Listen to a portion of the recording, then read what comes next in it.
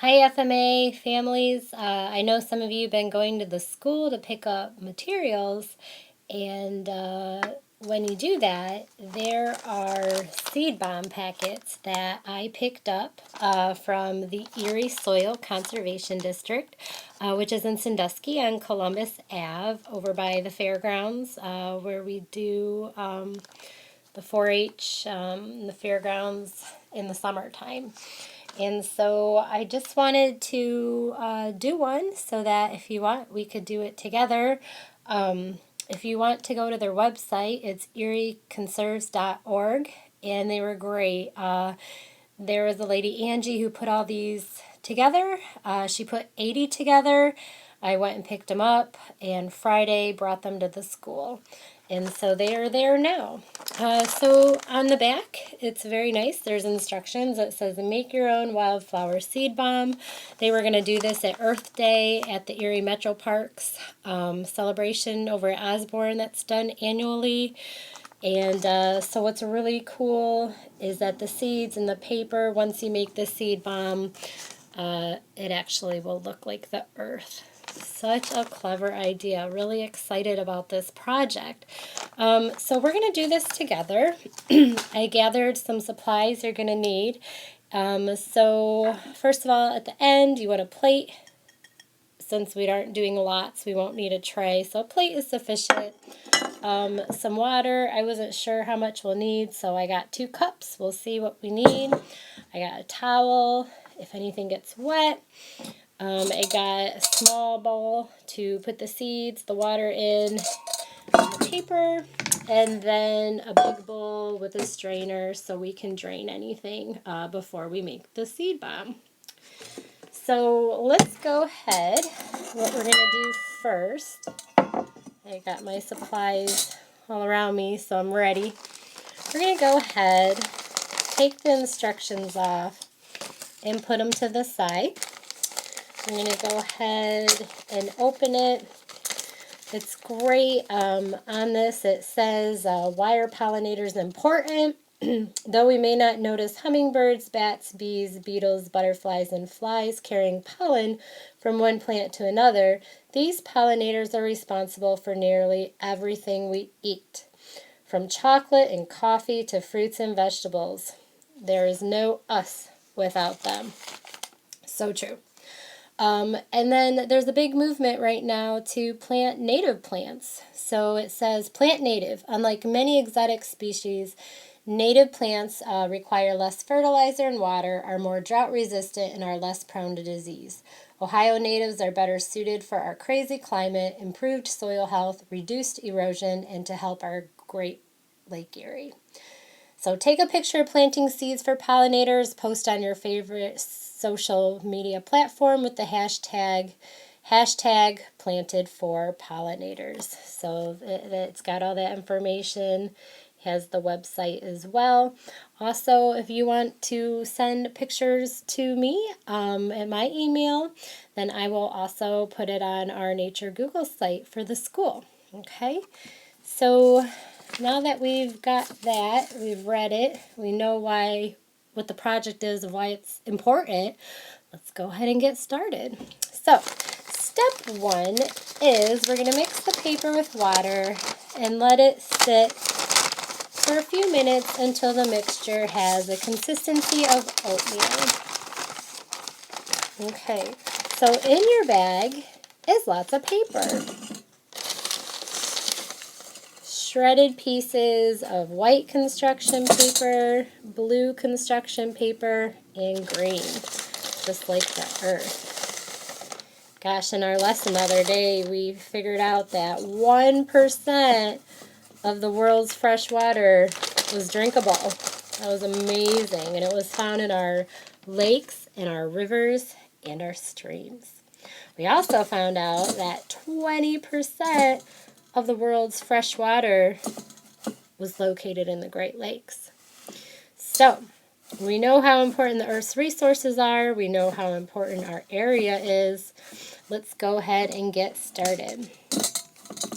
So, I got my water.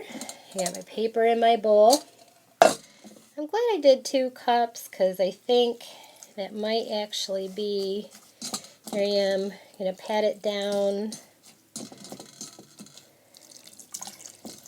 I'm thinking I didn't quite need to. I got like a quarter left. I'm going to just go ahead and put the whole 2 cups in. So, I don't know if you can see it there, but it's in there. The water's just covering the surface of all those papers. Glad I brought a towel. I'm going to go ahead and pat my hands. So we're going to let that sit for a second. And looks like here's our seed packet. Okay. So we'll go ahead and open it while the water and the paper is sitting for a couple minutes. Remember, the consistency should be thick, like oatmeal. Okay.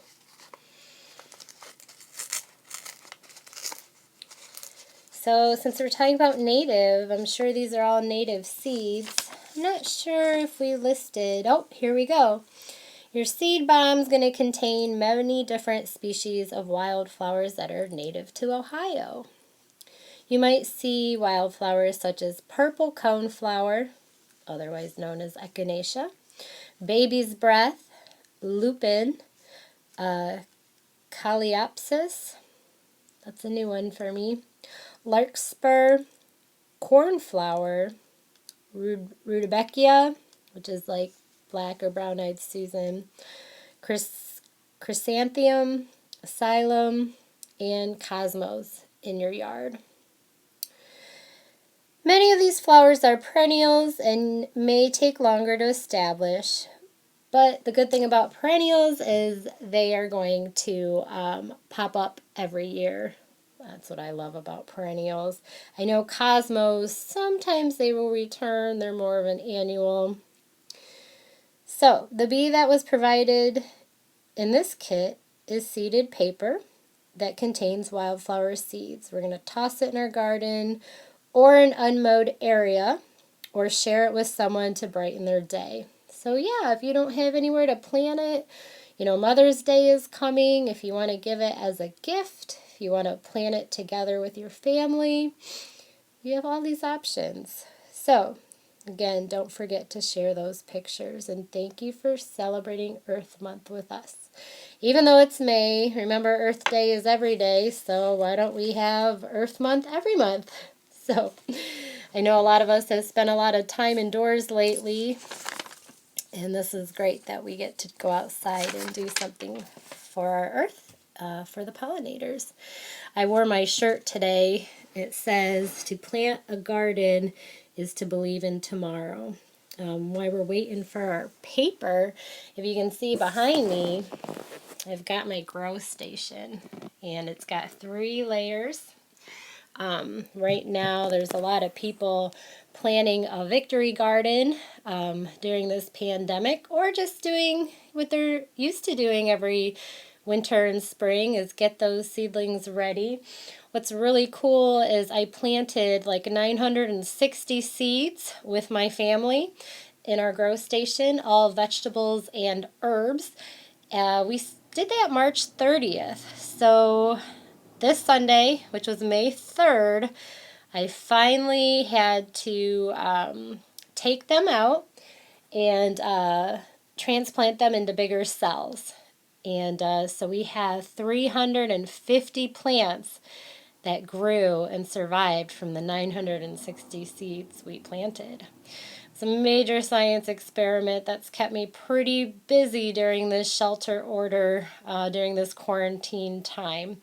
And even when I was sick in isolation, my husband did his best to keep them alive. We had a few casualties, but we also were able to nurse a lot of the plants back to health in that 2-week process. And so yeah, I'm very excited. I just tallied up today.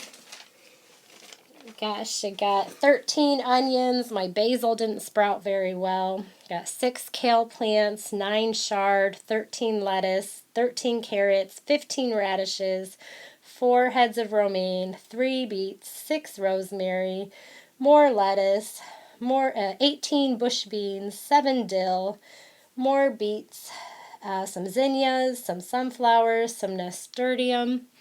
Then I got 6 cayenne peppers, 2 red, 21 green peppers, 26 jalapeno peppers.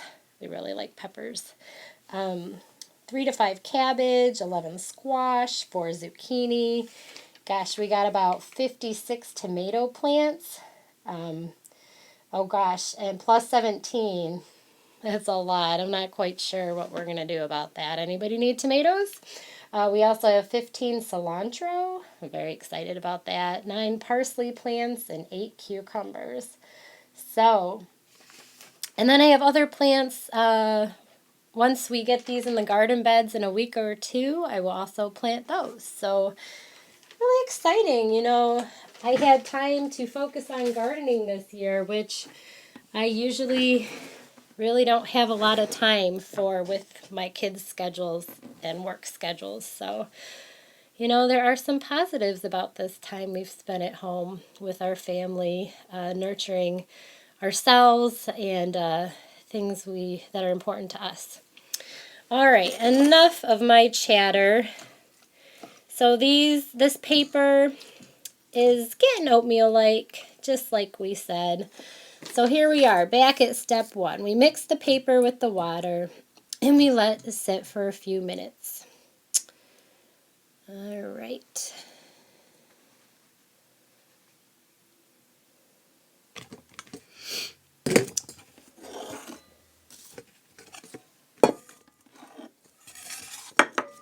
All right, so remember, got my paper and the water in the bowl, and I've got my strainer over this other bowl because what I'm going to do now is I am going to dump the water into the strainer.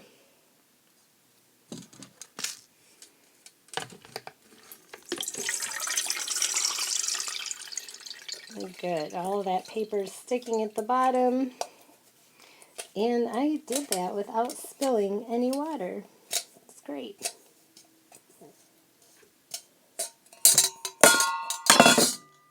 All right, so again, glad I brought my towel. So, I'm going to just pat it a little bit right now. You can see all the water has soaked down into the bowl.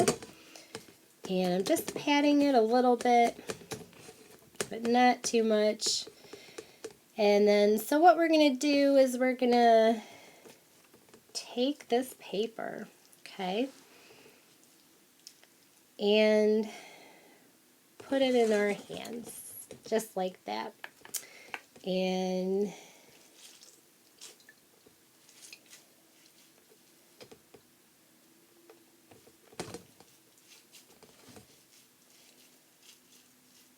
I actually could have soaked it a lot longer.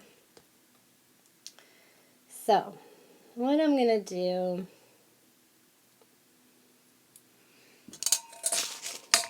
is I'm looking at the picture here.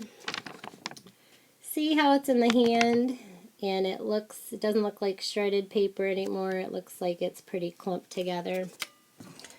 So, I'm going to put it back in the water just for a minute.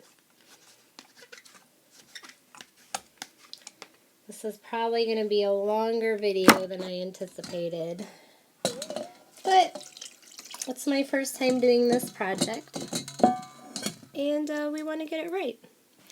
So while we're doing that, how about we maybe get a closer look at the plants.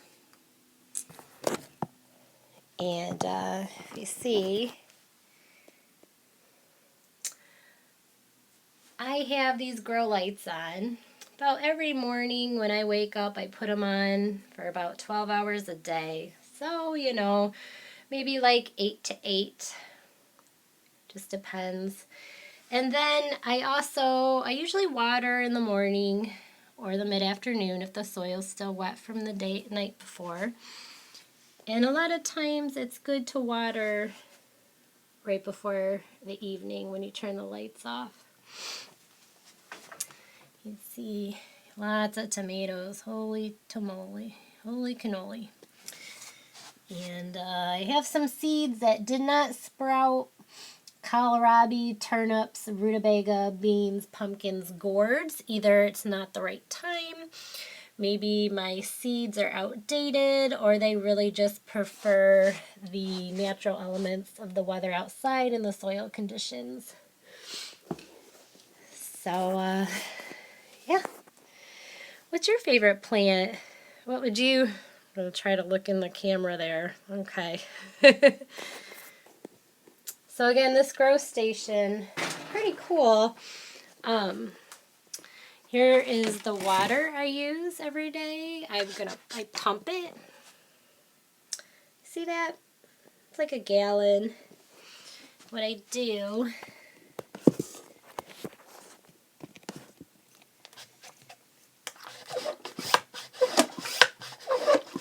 pump it, and then we'll just turn it here. It has this nice nozzle on it. Sometimes people might use these to spray some pesticides on weeds, but this is perfect for watering. It's got a nice nozzle that you can alternate with your spray, and this button that I press for the water to come out. And so I'm able to just get the soil wet. I like to get the water directly in the soil, and the plants aren't burning. And then the water goes down deep into the roots so that the plant can soak it up. It's amazing when I transplanted these plants how much bigger they looked once I put them in bigger cells. They seemed like, and then even so, that first, today's Wednesday, so that was about 2 days ago. The plants, it just is amazing. I think they really liked that space, and they even have grown more.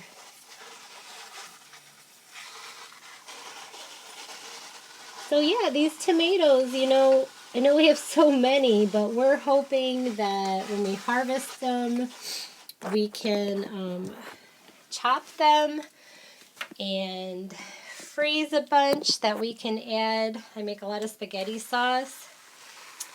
Put them in the freezer. My husband makes a lot of pizza, so he can make pizza sauce.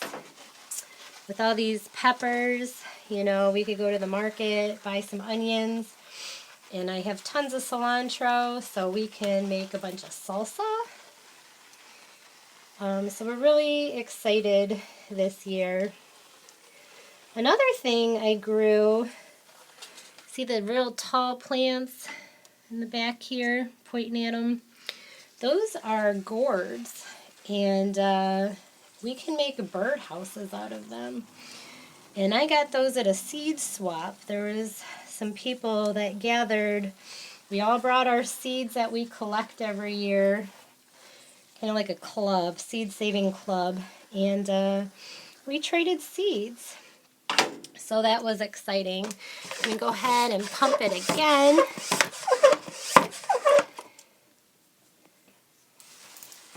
So fall is a good time to collect seeds. Or, different plants bloom at different times. So as soon as they go to seed, some may go to seed in June, okay? Some may go to seed in July, all the way through October. Collecting seeds, you want to do it when they're dry. So it hasn't just rained, because if the seeds are really moist, they could get molded and maybe not be very good quality. It's always good maybe to put them in a glass jar or a plastic bag. Glass seems to be better, but whatever you have, even a paper bag, and then make sure you label them. I'm really good at identifying all kinds of plants and most seeds, but I do have a seed mix of random seeds that I just am not sure. Now in the winter, fall time, a lot of people cut down their plants. Well, when my plants are at seed, the ones I haven't collected, I will leave there for all the wildlife and the birds. It provides a food source for them. And so that's what I like to do. I'm going to back up. You can just see how big that growing station is. Pretty cool thing that I acquired from a friend who also loves to garden. Okay. So thanks for watering my plants with me. Gosh, didn't mean for that to go so long, but here we are back at our project. Okay, so again, I'm going to drain the water, get all the wet paper out. It still isn't exactly the consistency of the picture, but I believe it will do what it wants to do anyhow. Alright, remember patting some of that water loose. And then remember, we're thinking about the earth. The blue is the water. The green is the landforms. And the white, what do you think the white could be? Yeah, clouds. I'm thinking maybe, I wonder if I can make a few. Maybe I can make 4 with what I have.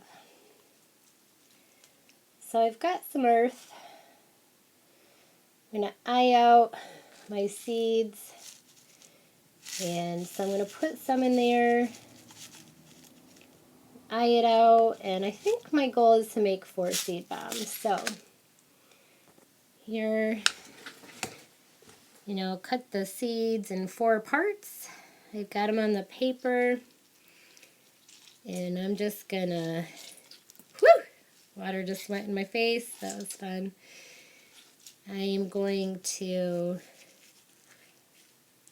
roll it up like a ball, kind of like when we're making cookies. You know how you wanna, if you roll it into a ball, it makes a great cookie.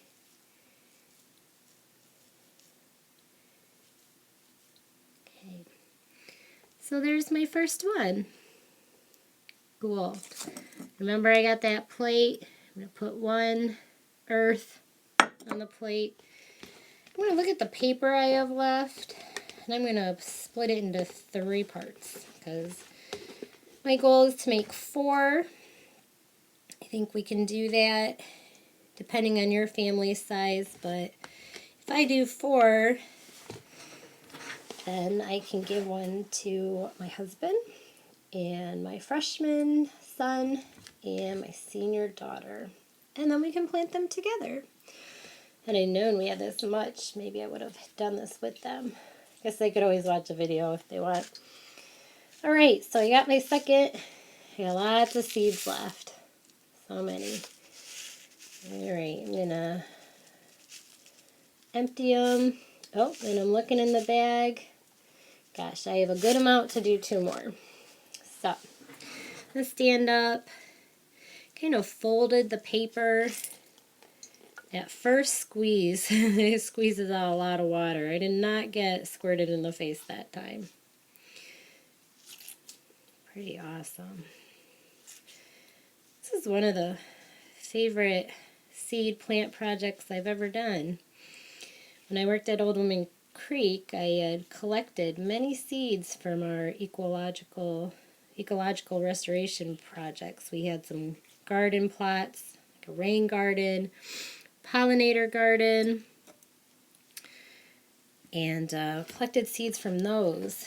And those were the seeds. Remember FMA, the last day we were at school, I think Friday the 13th, the stewardship coordinator had donated those seeds to us, and we planted them along the fencing. Not sure, last time I looked I hadn't seen much growth. wild seeds really are dependent on soil conditions and the weather. And seeds travel all kinds of ways, whether by animals, being on their fur, from the air, from the water, when animals poop them out from the berries they've been eating. There are scientists that actually go around and collect bear poop so that they can get the seeds from it to do restoration projects for planting. Interesting, huh? All right, we are on seed bomb number 3. So I'm going to look at my seeds. Maybe you already separated them into 4 piles. I'm going to eye it out. So I'm going to use half of this because after this I have 1 more left.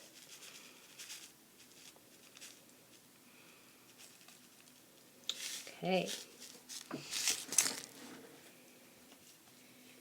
And remember that first kind of squirts like when a whale shoots water out of its blowhole. Kind of funny. Hear that sound it makes? Rolling it into a ball.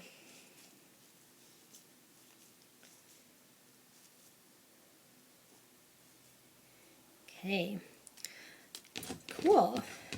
Before we do our last one, another way to sprout seeds is you can get a paper plate and a paper towel. Get the paper towel moist.